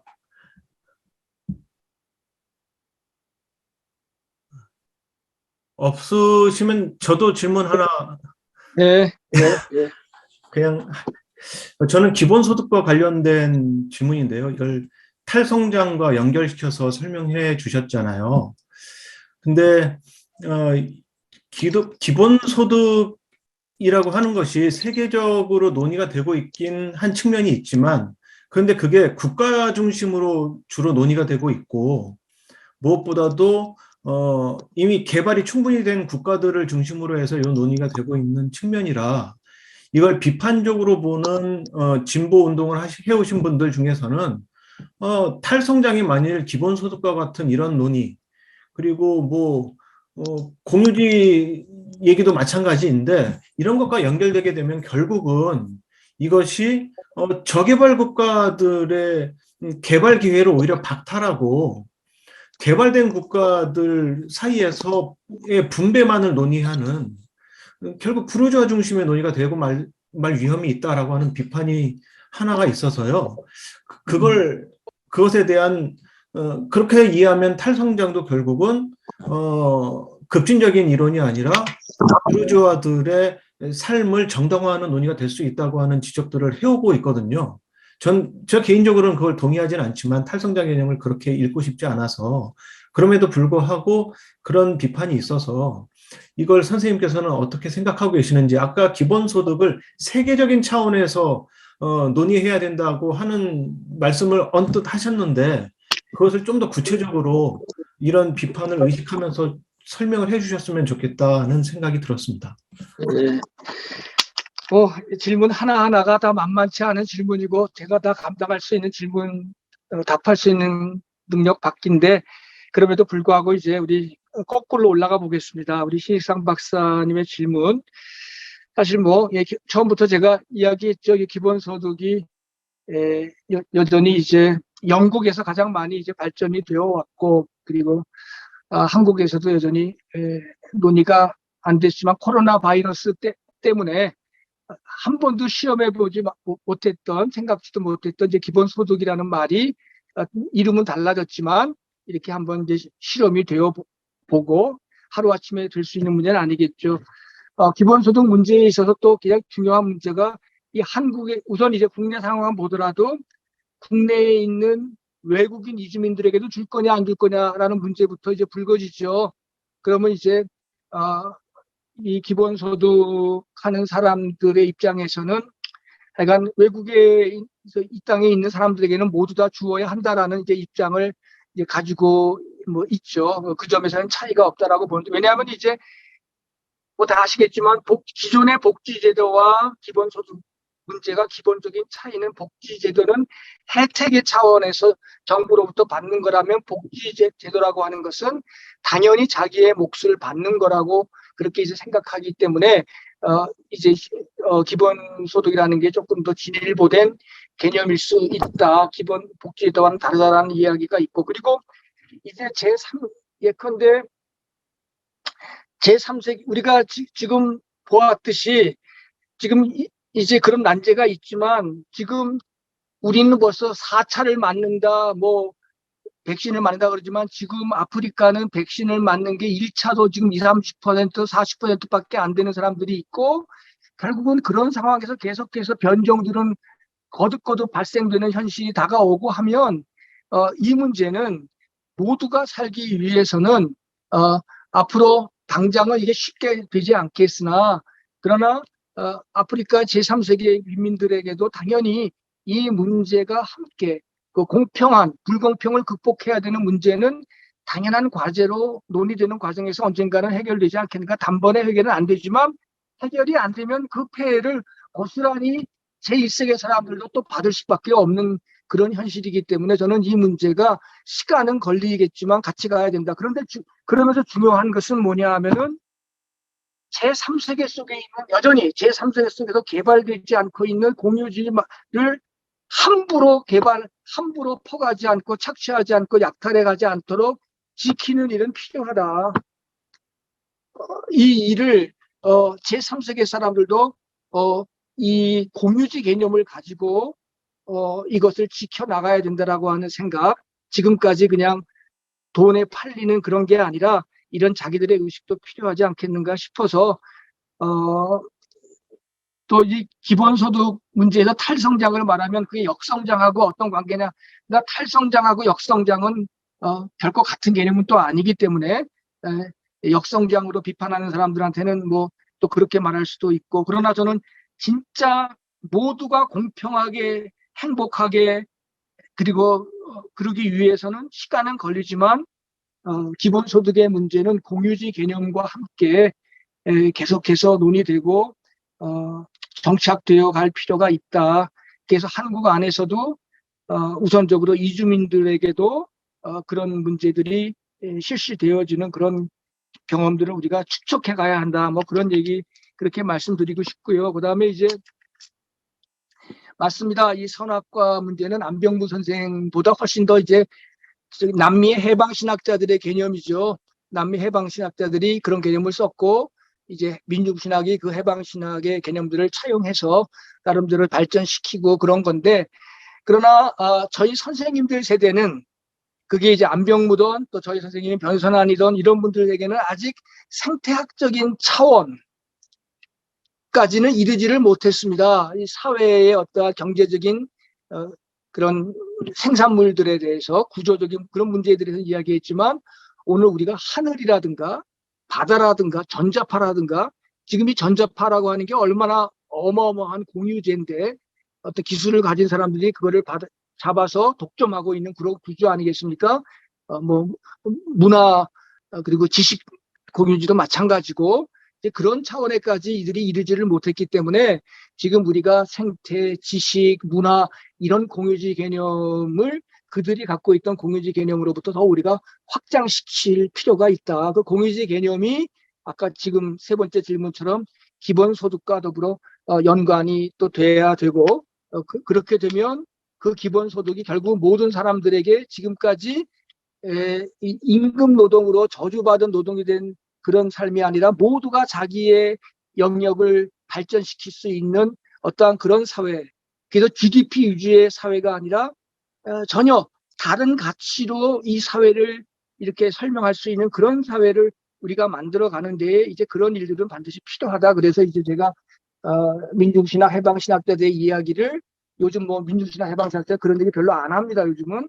근데 그거를 다시금 더 큰 차원에서 공공재 개념과 더불어서 공유지 개념과 더불어서 이야기를 했던 것이고요. 그리고 이제 두 번째 말씀드린 이제 미디어, 그죠? 미디어의 덕을 많이 봤지만 그리고 그러나 미디어 때문에 가진 폐해도 또 적지 않죠.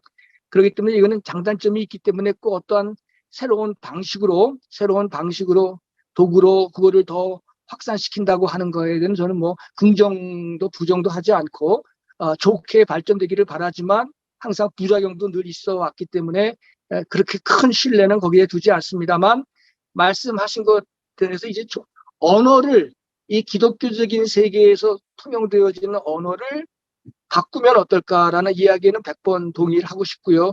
그래서 제가 이제 창세기라고 하는 그 언어는 신화의 언어는 지금도 끊임없이 재생될 수 있는 보편적인 언어라고 하는 생각 때문에 이 신화의 언어를 더 사용하려고 애를 쓰죠.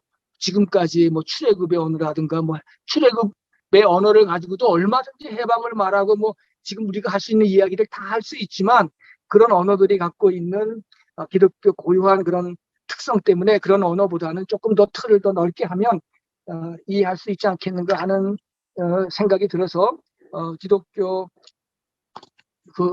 언어 그 이상의 언어로 하면 좋겠다라는 생각 또 그렇게 긍정을 하고, 그리고 중요한 질문 중에 하나는 이 제도권 종교에 대한 절망이죠. 뭐 저도 그 절망은 아마 선생님 못지않게 제도권 종교에 대한 절망 크게 하고 있지만, 저는 아시는 분은 아시겠지만 저는 작은 교회 운동을 굉장히 많이 했습니다. 한 10년 했거든요. 작은 교회가 희망이다 라고 하는, 그래서 탈성장, 탈성직, 탈성별이라는 세 개의 탈 개념을 가지고 작은 교회 운동을 했고, 교회 안 나가는 사람들을 연결시키면서 하면서 작은 교회 운동을 통해서 뭔가 작지만 그 작은 교회들의 연결고리를 가지고 뭔가 큰 일을 해본 경험들이 덜어 있습니다. 그래서 기독교라고 하는 틀 밖으로 나가는 거 필요하죠. 그래서 저는 이제 이 교회에게 요구할 때 사람들을, 교회가 11조만을 요구하지 말고 사회를 위해서 11조를 해라. 그래서 사람도 11조를 해라. 교회 안에 있는 사람들은 교회 안에만 가둬두려고 그러지 말고 어떤 시민단체, 그 사람이 뭐 환경 문제라든가 여성 문제라든가 노동 문제라든가 그런 데에 가서 거기서 참여할 수 있도록 그런 기회를 교회가 마련해 줘라. 그리고 거기에서 필요한 이야기를 교회에 와서 하게 하고 교회로 하여금 그들을 도울 수 있는 방법을 새롭게 모색해라. 이런 교회들이 없지 않아 있거든요. 작은 교회지만. 그래서 이제 이 작은 교회 운동이 어떻게 대형 교회 운동으로 확산되고 영향을 줄 수 있지 않겠는가 하는 뭐 그런 생각도 해보고요. 그리고 더 근본적으로는 그래도 이렇게 기존 교회가 타락하고 제도교회가 그랬어도 그래도 매주 사람을 모으고 사람 앞에서 이야기할 수 있고 사람 앞에서 거듭거듭 움직이고 사람으로 하여금 영향을 줄 수 있는 이런 거는 지금 현실 교회밖에는 없다. 그걸 불교가 하겠습니까? 유교가 하겠습니까? 못하죠. 폐해도 많지만 이 기존 제도, 이 시스템, 이걸 활용을 하면 거기에서 때가 돼서 뭔가 거기에서 계속해서 이런 이야기가 전해지고 전파되고 거듭거듭 이런 이야기들이 확산되어 줄 수 있는 기회가 있어야 된다고 생각합니다. 아직까지는 그런 노력들을 그 본인 교회도 하지 않았고 그 기독교 운동단체에서도 아직까지 크게 못했단 말이죠. 그러니까 이제는 그런 운동을 지금 해야 될 때다. 그 제도교회를 단념할 때는 아직 아닌 것 같다라고 하는 생각도 사실은 가지고 있습니다. 그 기존 시스템 안에서 얼마나 많은 사람들, 한국만 해도 주일날 알죠? 뭐 100만 명, 뭐 200만 명이 설교를 듣지 않습니까? 그때 무슨 이야기를 전할 수 있을까라는 이야기, 그들이 무슨 이야기를 전해야 하는가가 정말 중요한 문제지만, 그러나 그 문제를 우리가 포기하면 안 되지 않나. 아직까지는 그런 노력을 우리가 충분하게 기울이지 못했다라는 생각이 있어서 절망하지만, 그래도 지금 여기에 있는 우리 강 목사님 기독교 환경연대를 통해서 목사님들에게 주일날 적어도 4월달 지구의 날과 6월달 세계 환경의 날 2차례만큼이라도 환경 문제를 주제로 설교해 달라고 부탁하고 설교문까지 다 만들어서 주지만 피드백에 따르면 그 설교를 제대로 소화해서 하는 교회들이 아직 별로 없다. 이런 게 지금 현실이거든요. 그러나 그런 노력을 우리가 끊임없이 하자. 그래서 환경 교회들이, 녹색 교회들이 계속해서 많이 생겨나는 것도 우리가 기대해 봄직한 일들이지 않겠는가. 그래서 아까 말씀하신 대로 어떤 예외 상태가, 돌발 상황이 오면 그래도 힘을 발휘할 수 있는 건 어떤 기존 조직 이런 것들이면 더 쉽지 않겠는가. 물론 교회 밖의 언어로 교회가 세상과 소통하는 일도 뭐 더 많이 해야 되겠다라는 생각도 뭐 당연히 하고 있습니다만은, 그러나 우리 안에 이 현실을 그렇게 부정하고 싶지만은 않다. 그게 작은 교회 운동을 통해서든지 간에 한번 그런 일들을 더 확산하는 것이 우리들의 책임이다라는 말씀 좀 드리고 싶고요. 그다음에 이제 제일 중요한 첫 번째 말씀, 아마 이제 이런 노력을 통하셔서 글로벌 거버넌스 이제 만드시려고 노력하는데 어떻게 도움을 좀 드릴 수 있는지 모르지만 하여간에 이렇게 생각이 들었습니다. 저도 뭐 읽은 책에 대한 내용인데, 힌두교만큼 이 세계의 궁극성을 가장 잘 표현한 종교는 세상에 없다. 왜? 브라마니커로 아트만이니까 이 세상에 아무리 넉마주의와 같은 거지와 같은 삶을 살아도 그 사람은 브라만이죠. 최상의 존재가 그 속에 있으니까. 그래서 이 세상의 궁극성을 말하는 데 있어서 힌두교만큼 좋은 종교가 없다. 그리고 이 세상의 관계성을 말하는 데 있어서 불교만큼 좋은 종교가 없다. 실체로는 어떤 것도 존재하지 않는다라는 거죠. 실체로서는 존재하지 않는다. 관계로만 존재한다. 연기설이 그거 아니겠습니까? 이 세상의 관계성. 원불교 같은 경우는 뭐 동학과 개신교 중에 영향이 있어서 그런지 모르지만 사은사상. 이미 태어나면 인간은 은혜를 입고 태어났다. 동토의 은혜, 자연의 은혜, 사회의 은혜, 부모의 은혜를 받고 태어났다. 혼자라는 건 없다는 것이죠. 사은사상이나 연기설이나 사실 다 같은 거죠. 관계성. 그리고 기독교는 이 세계의 부정성. 아무리 궁극성과 관계성이 있지만 현실은 궁극성과 관계성이 다 깨어져 있는 세상이 아니냐. 그래서 단순히 인간이 죄를 졌다 타락했다라는 차원이 아니라 이 세계가 얼마나 많이 그 본래의 모습이 깨어져 있는 상태로 존재하는가에 대한 이야기를 기독교만큼 여실하게 설명해 주는 종교가 없다. 그래서 이 세계의 궁극성, 이 세계의 관계성, 이 세계의 부정성, 이 셋이 함께 있을 때 우리는 어떤 우리들의 이야기를 시작할 수 있다.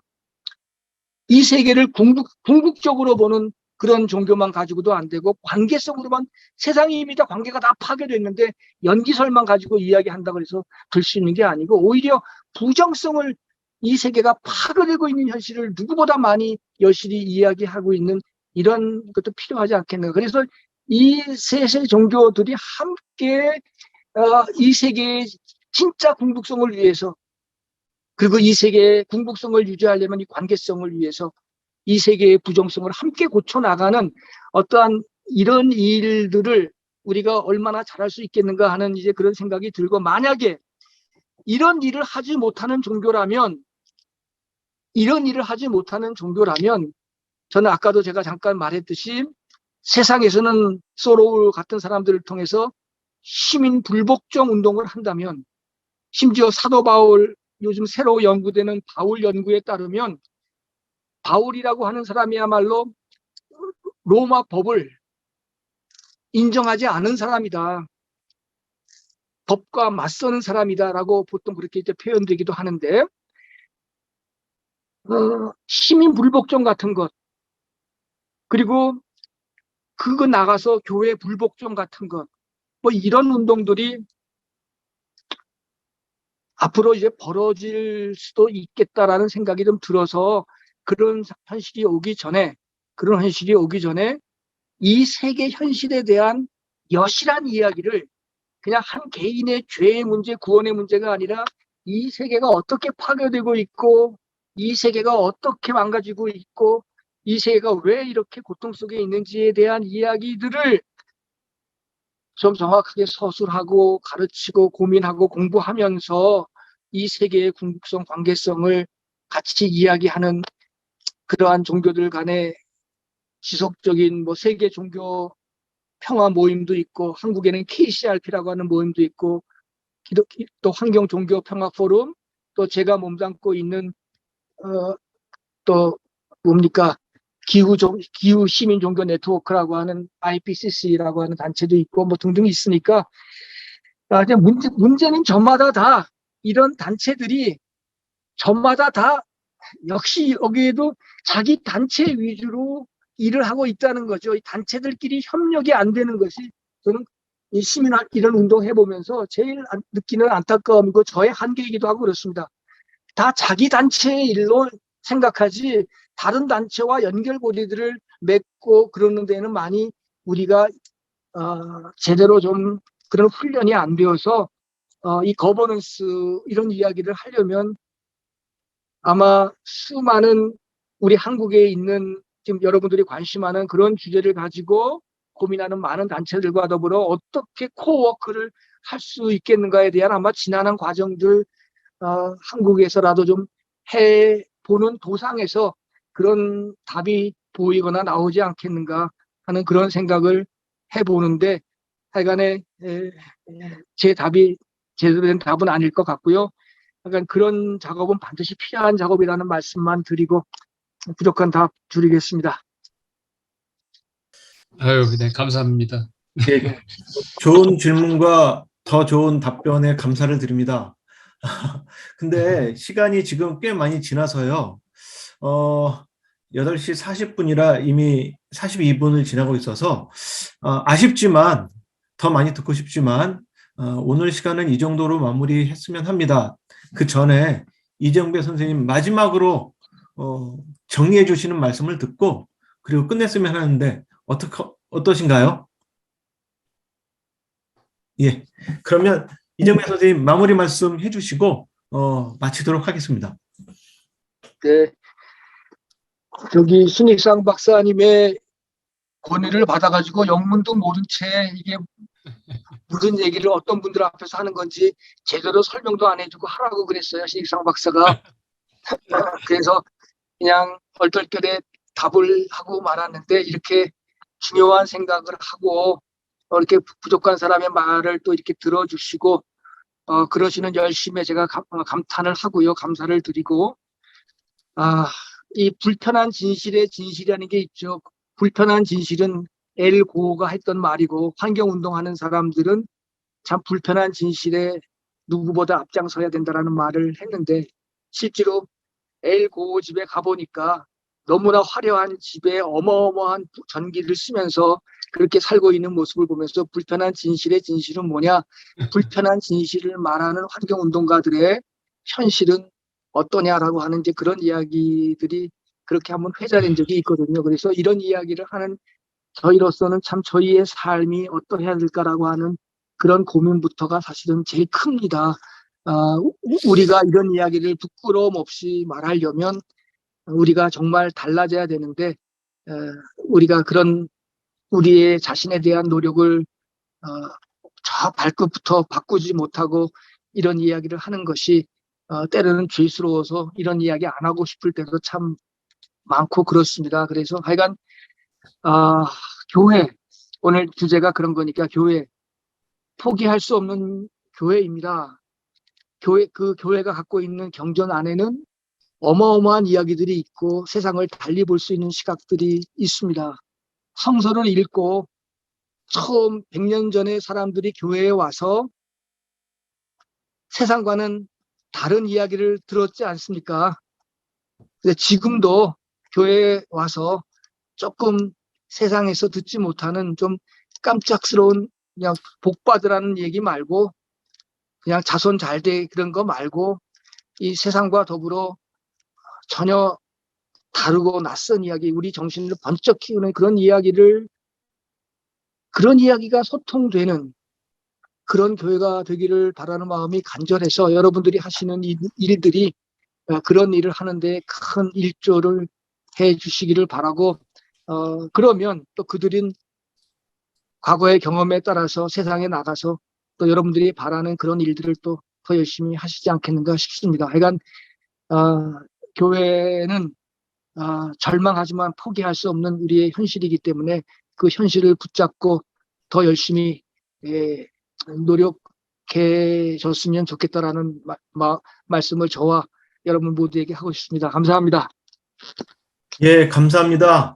2차 워크숍 이끌어주신 이정배 선생님 감사하고요. 참여해주신 여러분 모두에게도 또한 감사합니다. 이 시간 송 소장님 그리고 경희대 관계자분이랑 저기 성공회 관계자분들 잠깐 남아주시고요. 네, MOU 문제 때문에요. 예, 여기까지 참여해주신 모든 분들께 감사드립니다. 이것으로 2차 워크숍을 마치도록 하겠습니다. 안녕히 계십시오. 네, 고맙습니다. 저도 감사드리며 저도 네, 감사드립니다. 예. 이정배 박사님 네, 너무 수고하셨고요. 강의 잘 네. 들었습니다. 아이고 제시해 주신 그 10개 항의 실천 강력들이 목회 네. 새로운 패러다임으로 좀 자리매김할 수 있기를 기도하겠습니다. 감사합니다. 네, 감사합니다. 이선 목사님 고맙습니다. 선생님 고맙습니다. 감사합니다. 감사합니다. 감사합니다. 안녕히 계십시오. 네.